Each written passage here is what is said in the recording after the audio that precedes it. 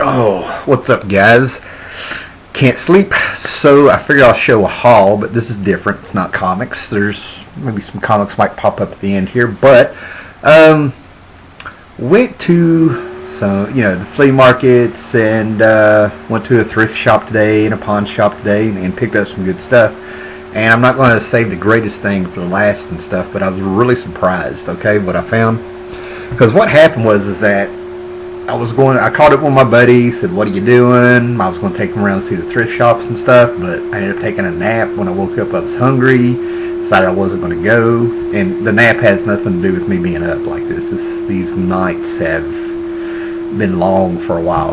But anyway, so I ended up going out to get something to eat, and I had this craving for, some General Tso chicken and some fried rice and stuff, and never made it because on the side of the road, these people had a table set up, and I ended up getting a Wii for 15 bucks.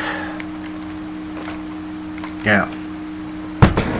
And they were, they didn't look like gypsies or anything, man. They looked like real nice people and stuff, so yeah, I went ahead and grabbed it. So, at an antique shop a few weekends ago, I meant to show this with my other haul videos. I found this. It was 20% off, 40% off of $5. And ended up getting this. It's a record and book set of Star Wars, the motion picture. And this thing is sweet. Record's in perfect shape. Came like in a little baggie there. Just some spine stress on here. I mean, nothing too bad. Consider this thing's probably 35 years old. But the record's in perfect shape. No scratches, no dust. And, got some nice pictures from the movie. Did you read along? So yeah, I was really happy to find that.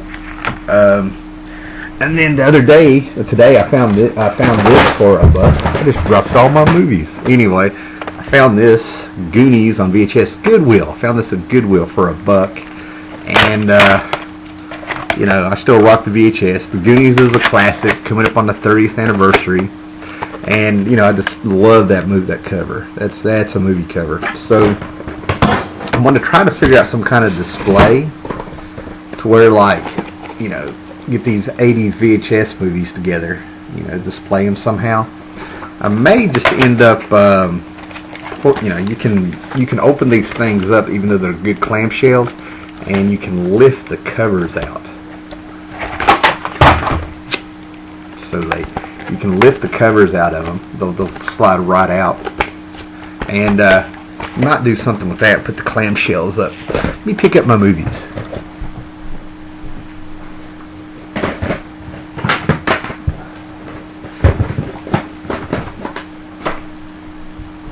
And I'm a one-take guy, so I'm not going to edit or start reshooting. Okay, a couple weeks ago, had a hankering to find this movie, man. I love the movie.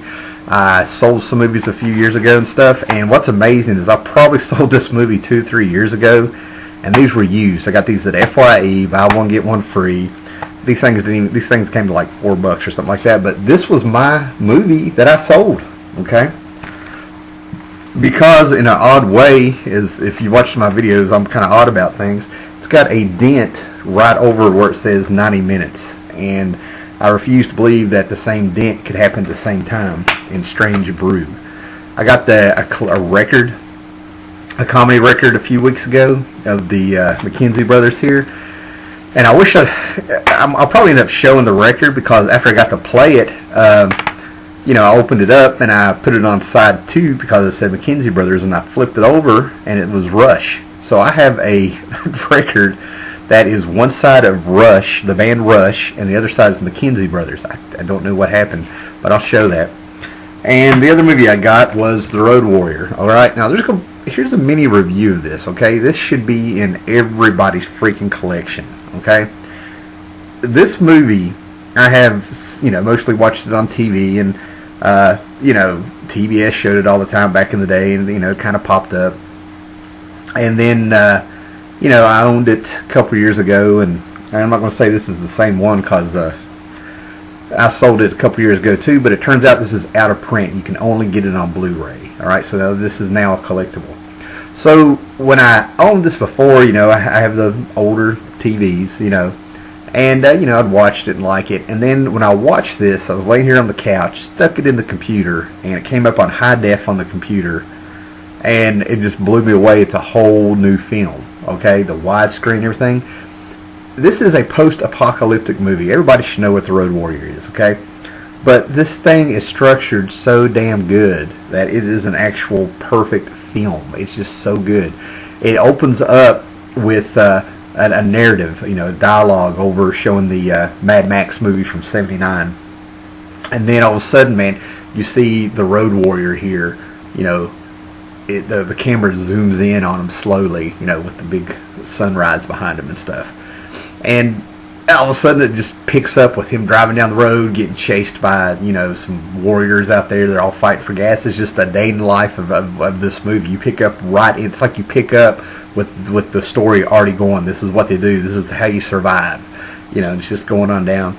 And then the movie ends with it zooming out slowly with a big sunset and starting to get dark behind the Road Warrior, and it goes on. It's kind of got this feel of this is the world, this is the post-apocalyptic world. You're out there trying to get gas for your car and stuff, and this was just an adventure, a few days in the life of the Road Warrior, and it goes on. I mean, the Pharaoh boy in it was like the perfect symbol of this new savage world. He didn't speak. He was completely adapted to this world. He had a boomerang that was made out of steel, and just everything about it, man, was just so good. Oh my gosh, perfect movie. All right, then and it was really odd. I watched Fight Club on HBO Go, and I was like, you know what? I need to get that movie. And the next day, when I hit a flea market and stuff, I found it. I got this for $1. Big special edition of Fight Club, And this movie was so good too, man. I really didn't appreciate it when it came out. I mean, it was a good movie, but I didn't think about it. And as time has gone by and stuff, oh, such a good movie. Such a good movie. With the big twist ending there. Okay. And I got all these for $1 today. Okay. At a pawn shop. And, I could have got more. And I checked them out to make sure that was the right movie and that they weren't really bad scratched up. And these were in pretty good shape. And patience is a virtue, because I wanted to pick up these movies again for a while on DVD. But I got the special edition Total Recall. Excellent movie. Excellent movie. Oh my gosh.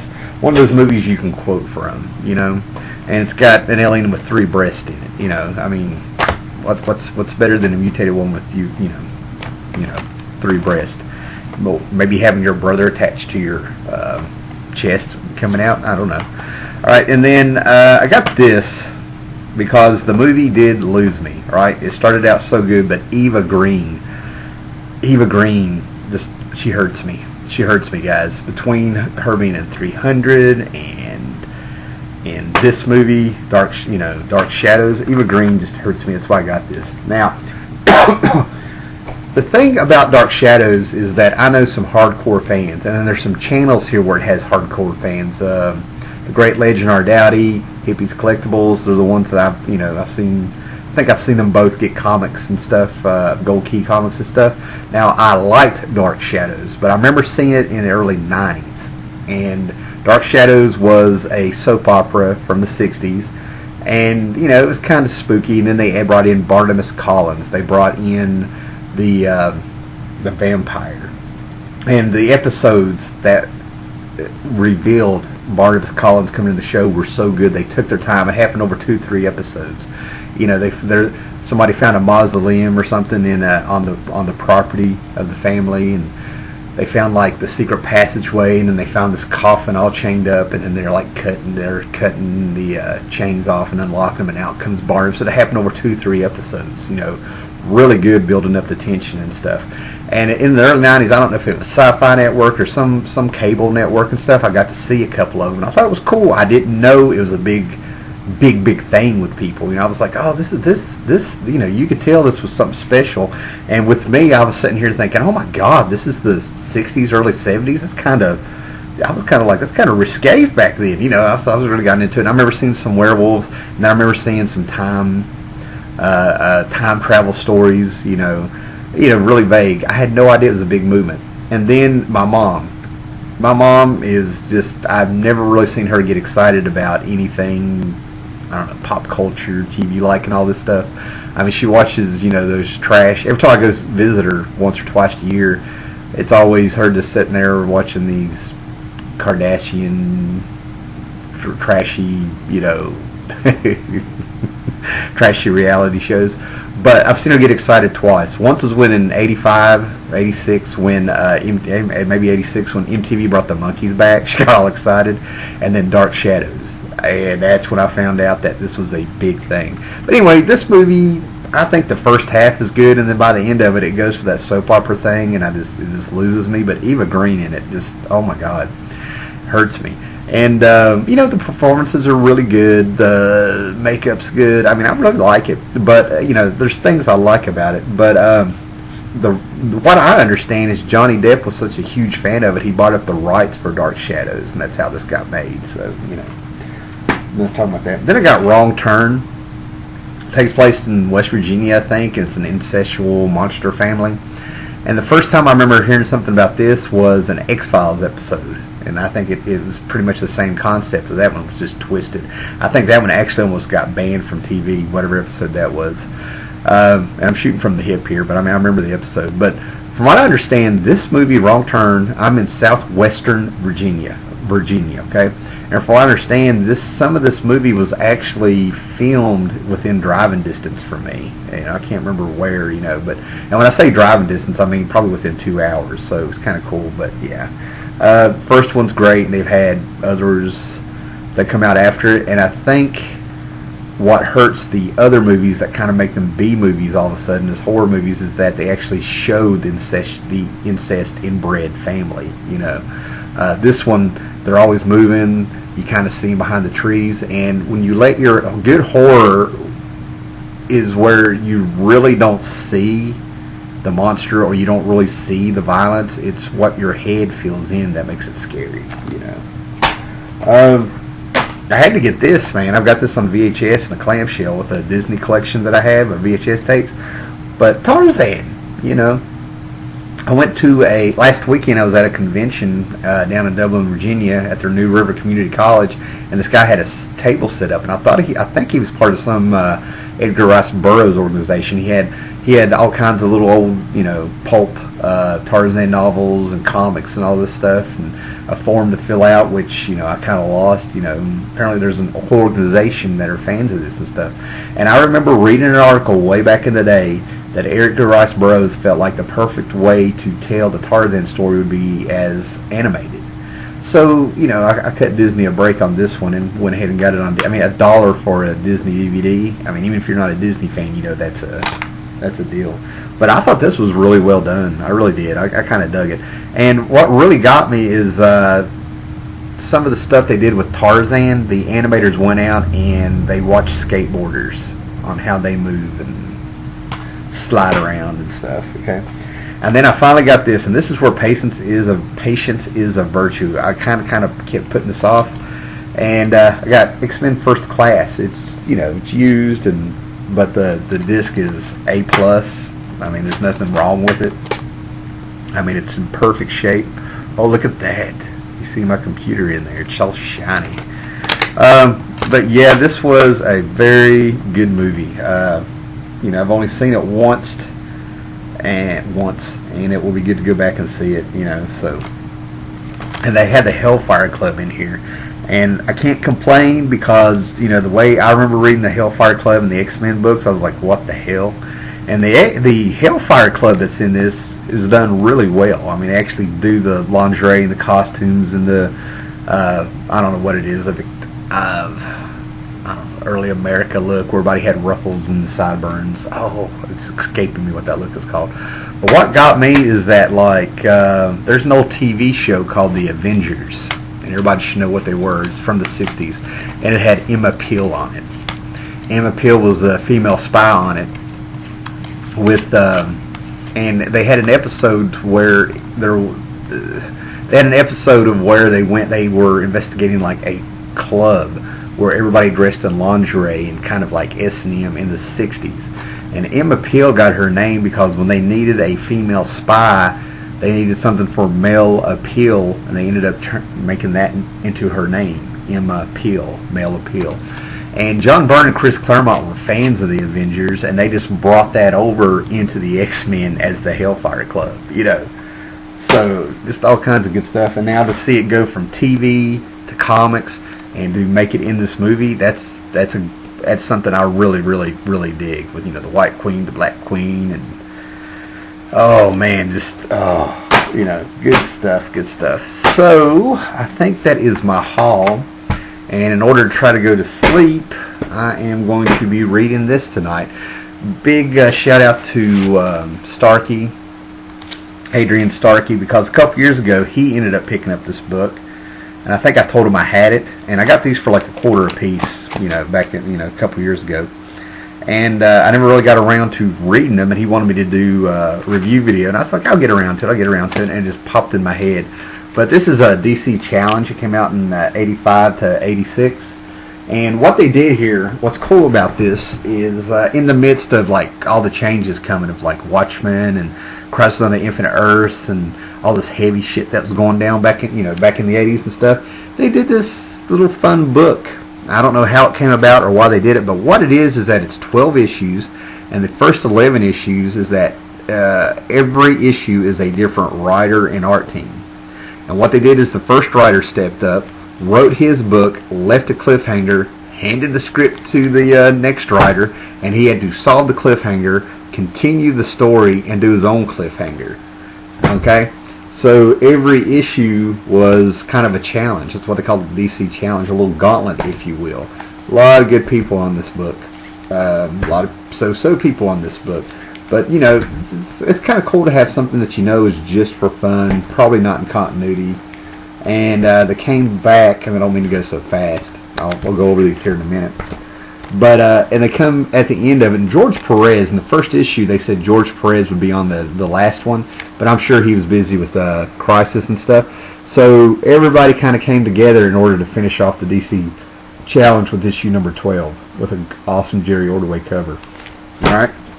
So some of the people that are on this book: Mark Evanier, Gene Colan, Bob Smith, Lynn Wein, Chuck Patton, Mike DiCarlo, very cool. Anything with B'wana Beast in it, I'm there. Jonah Hex. Then they go on up here and pull in Adam Strange, Hot Girl, and continue with Jonah Hex, Doug Moench, Carmine Infantino. I don't know about that one.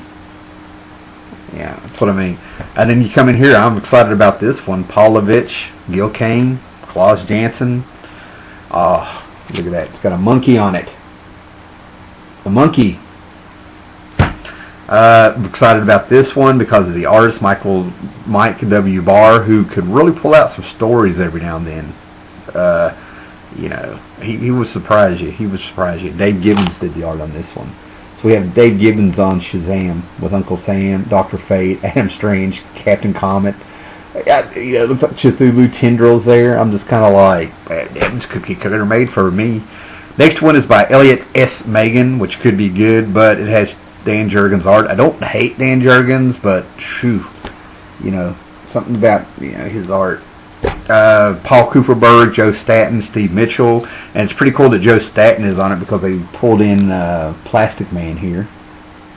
So, you know, Mr. Mixiez Pitalik. Gary Conway, Rick Hoberg, Dick Giordano. This one I'm expecting to surprise me because now we're getting the new guys back in there, and has Orion in it, Joker, Enemy Ace. Is that Enemy Ace? Oh my God, why am I going blank? Yeah, anyway, I'm pretty sure it's Enemy Ace. Black Hawks. So we'll see what's going on here. Roy Thomas and Don Heck. So this one could be kind of wordy. You know, I'm a Roy Thomas fan. You know, he's pulling this one. Now we have Guardians of the Galaxy. For God's sake, for some reason he pulled in Geoforce. You know, so Wonder Woman.